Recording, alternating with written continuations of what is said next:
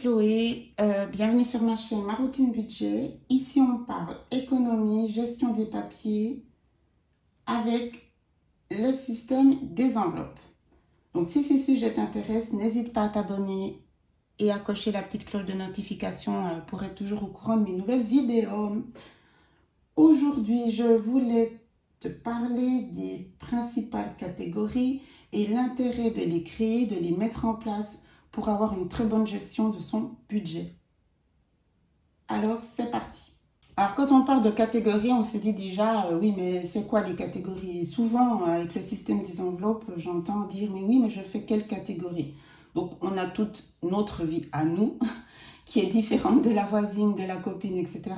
Mais on a quand même toutes, enfin oui, j'ai envie de dire, les mêmes catégories. Dans les catégories fixes, on a un logement, les impôts, assurance maladie. Pour celles et ceux qui ont des crédits, c'est crédit.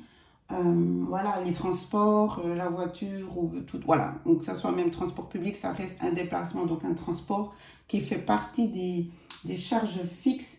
Donc, c'est vraiment ces catégories-là qu'on a à peu près toutes. Et ensuite, chacune va en rajouter selon son train de vie, quoi, et sa situation.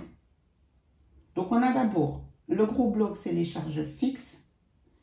Et le deuxième bloc des catégories, c'est les dépenses variables. Je vous avais montré, c'était dans la vidéo pour trouver le montant, l'avoir du mois, quand on débute justement dans le système des enveloppes, puis on ne sait pas en fait justement dans quelle catégorie mettre l'argent et sur quel montant le mettre. Donc, je vous avais bien expliqué dans cette vidéo comment faire. Là, c'est reparti, ça va aussi vous aider, c'est-à-dire que vous avez les catégories des factures ou charges fixes, les charges variables, donc ça peut être justement tout ce qui vient comme transport en commun, l'épicerie, les abonnements de fitness, etc. Ça, c'est variable, l'électricité. Ils peuvent être aussi mélangés, donc il y a les factures annuelles qui sont dedans, il y a les assurances, enfin voilà, ce qui vient pas tous les mois, mais qui sont quand même obligatoires à payer. Donc ça, vous aidez aussi de votre tracker pour les dépenses annuelles. Et comme ça, vous saurez aussi quel mois ça tombe et vous arriverez vraiment à faire votre budget mensuel. Parce que c'est ça qui est important pour créer ces catégories. Une fois qu'on a vraiment fait le relevé de sa situation financière, qu'on est à jour dans nos papiers, comme je vous l'ai dit dans cette vidéo, c'est important ensuite de faire à chaque fois cette même étape tous les mois, parce que justement les charges variables, elles sont variables, donc elles vont changer. Peut-être que même vos entrées seront différentes. Voilà, donc c'est important de tous les mois, commencer le mois en prenant vos suivis. Enfin voilà, vous avez votre façon à vous. Notez toutes les factures, soldez tout, et une fois que tout est prêt, début du mois, enfin dès que vous avez reçu le salaire, après vous attendez le 1, quand vous êtes sûr que tout a été débité, tout payé, il vous reste votre avoir. Là, il y a une méthode, une idée que je peux vous donner, c'est que sur cet avoir-là, vous prenez directement une partie pour l'épargne. Donc là, vous enlevez directement l'épargne sur cet avoir. Ça, c'est à vous de voir justement par rapport à votre situation, si vous pouvez le faire directement, ou vous prenez l'avoir entier, vous le dispatchez dans les catégories qui concernent la plupart des enveloppes, et c'est là-dessus que vous allez donc épargner, et c'est ça qui va créer cette épargne. Donc, à choix, selon votre situation. Celles qui peuvent se permettre de directement enlever une partie en épargne, et ensuite sur l'avoir, le dispatcher dans les enveloppes, et même avec cela, créer de l'épargne, tant mieux pour vous.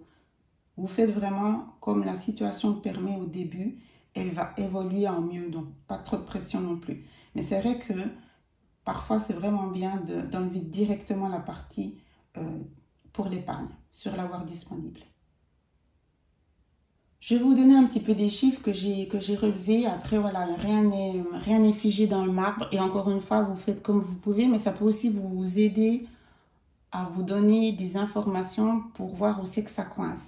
On peut penser, après, encore une fois, ça dépend si vous êtes seul, couple, famille, etc. Parce qu'après, les charges sont divisées. Le logement, donc hypothèque, tout ce qui est lié aux assurances, au loyer de votre bien, que vous soyez locatif ou propriétaire, hein, ça doit représenter pas plus de 25%. Donc faites vos calculs, regardez combien vous payez de loyer, plus tout le reste, hein, plus toutes ces fameuses assurances qui sont liées. C'est ça que de temps en temps, on ne fait pas gaffe quand voilà, je parle de location, on se dit, ah c'est bon, ça fait pas plus de 30% de mon salaire, en parlant juste du loyer. Mais en fait, on oublie qu'il faut telle et telle assurance, telle et telle. Et du coup, le prix du loyer n'est pas celui qui est affiché sur le contrat de la gérance immobilière. Je pense que c'est des petites astuces à penser. Pour celles qui vont déménager prochainement, le calcul n'est pas que le loyer, c'est le loyer plus toutes les assurances liées au loyer. Donc le montant n'est pas le même. Et du coup, est-ce que ce chiffre-là dépasse les 25 ou 30% de votre revenu? 25, ça serait vraiment top avec les assurances. Ça peut changer la donne. Amusez-vous à faire le calcul maintenant de ce que vous dépensez tous les mois pour votre loyer et vous verrez si vous êtes dedans ou pas. N'hésitez pas à me le dire dans les commentaires.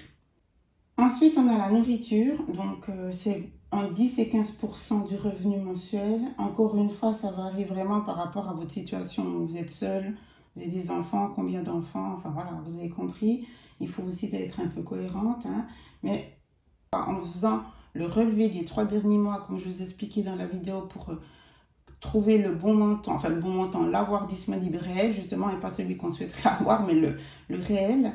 En faisant un relevé des 3 derniers mois, vous allez encore une fois vous rendre compte combien vous dépensez dans la nourriture et est-ce qu'en fait ça correspond à ce que vous pouvez vous permettre. Si vous voyez justement que vous êtes bien au-delà des 15%, ça prouve bien que vous dépensez bien plus que ce que vous gagnez. Donc ça aide, ce sont des pourcentages, mais c'est des... Voilà, ça peut vous aider vraiment un petit peu à regarder où c'est que le bas blesse, hein.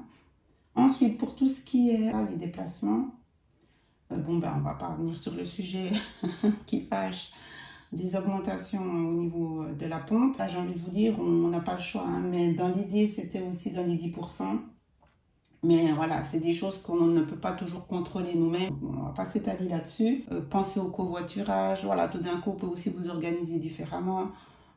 Ceux qui ont des abonnements première classe, aller en deuxième, etc., etc., pour un petit peu baisser cette dépense dont on n'a pas le choix, puisqu'il faut bien se déplacer pour aller travailler, pour s'occuper de sa famille, pour avoir une vue d'ensemble de votre budget.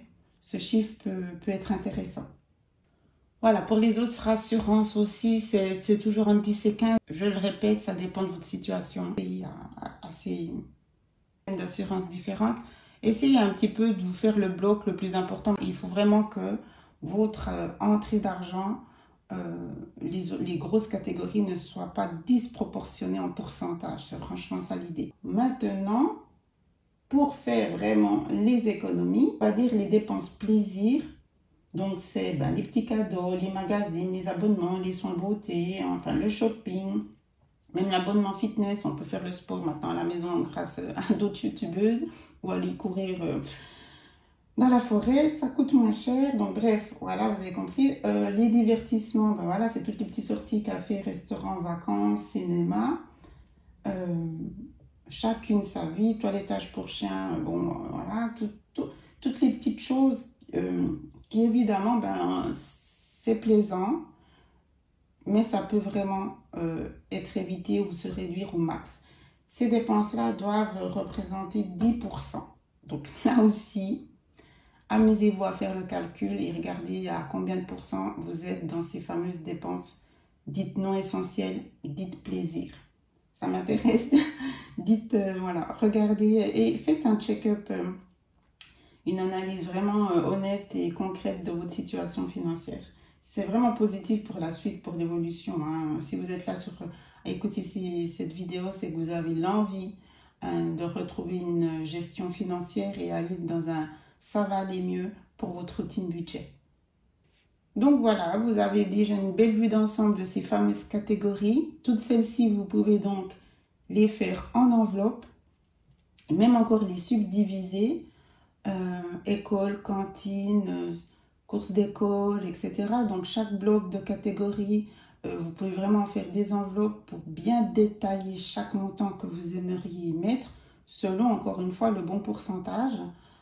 Mais ça va vraiment vous aider à créer votre budget et à se lancer aussi dans le système des enveloppes. En tout cas, je l'espère. Donc, dites-moi en commentaire comment vous voyez les choses, comment vous avez aussi catégorisé et si c'est quelque chose que vous faisiez ou pas du tout. Et si ça a changé pour vous de le faire, ben voilà. N'hésitez pas à partager. Merci de m'avoir suivi.